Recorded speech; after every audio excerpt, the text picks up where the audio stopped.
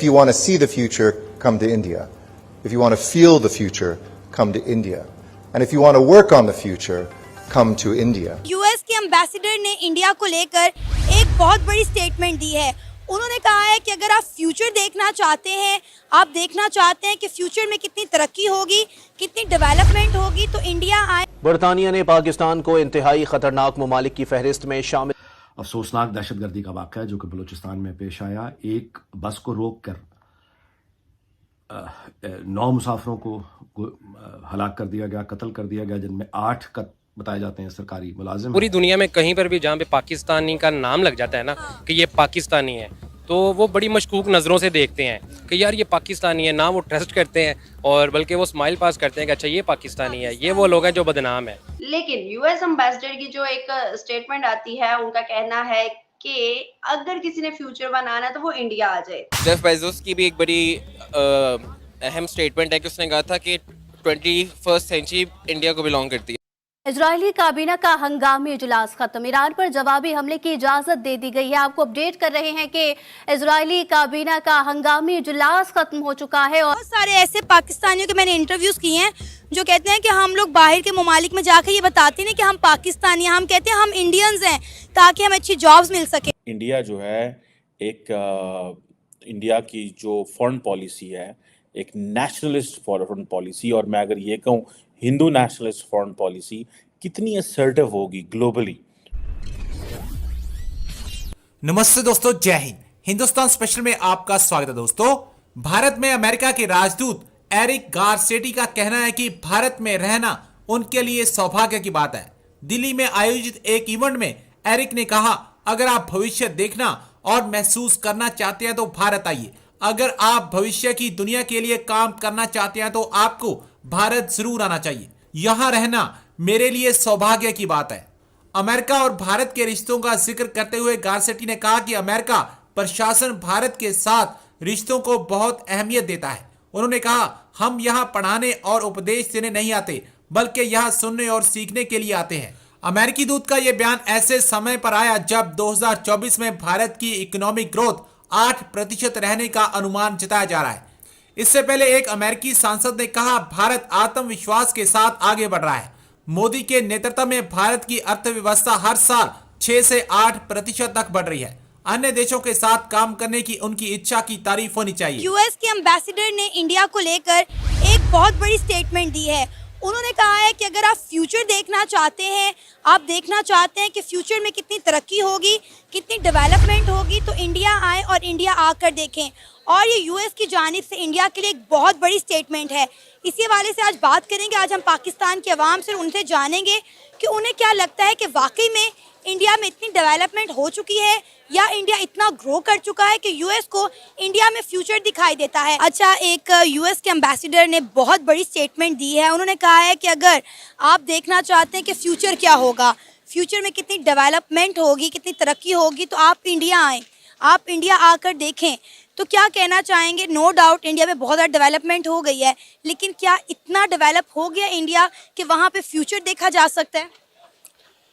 Future देखा जा सकता है। जो हमें सुनने को मिलता है, जितना मेरा नॉलेज है, जैसे मैं ऑडिट फील्ड का हूँ और हमें जो टेक्नोलॉजी, डाटा एनालिटिक्स या आईटी रिलेटेड जो हमारी सर्विसेज हैं, हम वो देखते हैं कि इंडिया को आउटसोर्स कर दी गई हैं काफ़ी।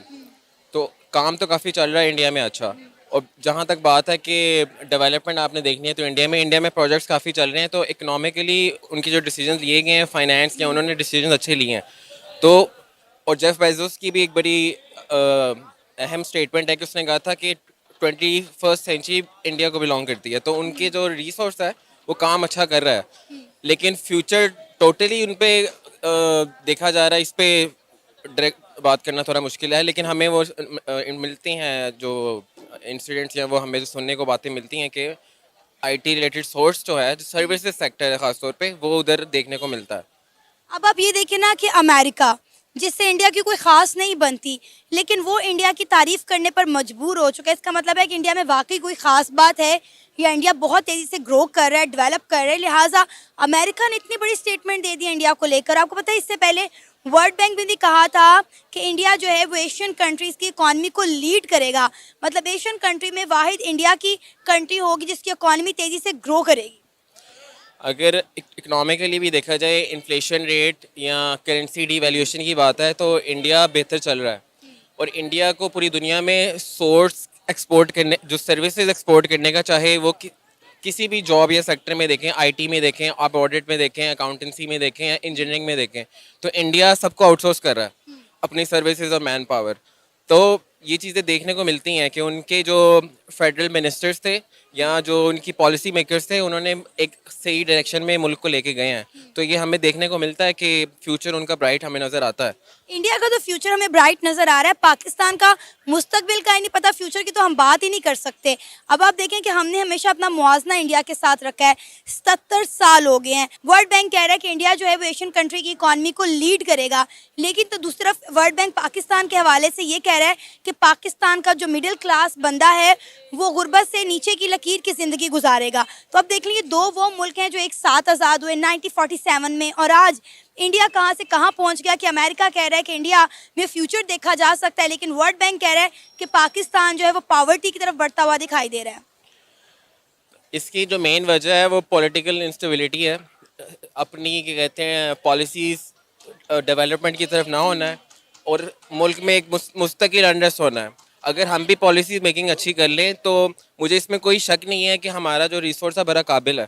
आपको पता है कि यूएस के एम्बेसडर ने इंडिया को लेकर एक बहुत बड़ी बात की है, एक बहुत बड़ी स्टेटमेंट दी है। उन्होंने कहा कि अगर आप फ्यूचर देखना चाहते हैं तो आप इंडिया आए, अगर आप ये देखना चाहते हैं कि फ्यूचर में कितनी डेवलपमेंट होगी, कितनी तरक्की होगी, तो इंडिया आए। क्या कहना चाहेंगे? अमेरिका वो मुल्क है जिसकी इंडिया के साथ कोई बहुत अच्छी नहीं बनती, लेकिन उसके बावजूद भी इंडिया जितनी तेज़ी से ग्रो कर रहा है, इंडिया में कितनी डेवलपमेंट हो रही है, अमेरिका भी इंडिया की तारीफ़ करने पर मजबूर हो गया है। क्या आपको लगता है कि हमारा हमसाया मुल्क भारत इतना ग्रो कर चुका है कि वहाँ पे फ्यूचर देखा जा सकता है? अगर देखा जाए तो सिर्फ यूएस नहीं, बाकी भी कंट्रीज़ जो हैं वो वहाँ पे जितनी इन्वेस्टमेंट कर रही हैं, जिस तरह वहाँ पे कारोबार किया जा रहा है, और वो बहुत ज़्यादा तरक्की कर चुके हैं, इसमें तो कोई शक नहीं है।